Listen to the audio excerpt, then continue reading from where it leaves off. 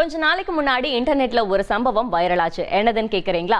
ஒரு ஹஸ்பண்ட் அவங்களோட அவங்க வைஃப் லவ் பண்ற பையனுக்கே மேரேஜ் பண்ணி கொடுத்துட்டாரு. இத பார்த்ததும் எல்லாரும் அந்த வானத்தை போல மனம் படைச்ச மன்னவனே அப்படின்னு கமெண்ட்ஸ்ல திரைக்க விட்டுட்டு இருந்தாங்க. இப்ப என்னடானா திடீர்னு அவங்க கல்யாணம் பண்ணி கொடுத்த அந்த ரெண்டாவது ஹஸ்பண்ட் வீட்டுல இருந்து அவங்க வைஃபை மறுபடியும் கூட்டிட்டு வந்துட்டு இருக்காரு. அவர் சொன்னது ரீசனை கேட்டா சிரிக்கிறதா இல்ல பாவப்படுறதானே தெரியல.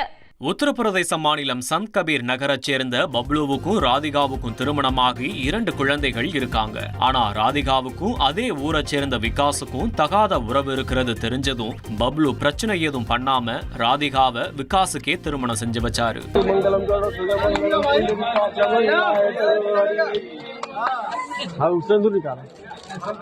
இங்கதான் ஒரு ட்விஸ்ட்.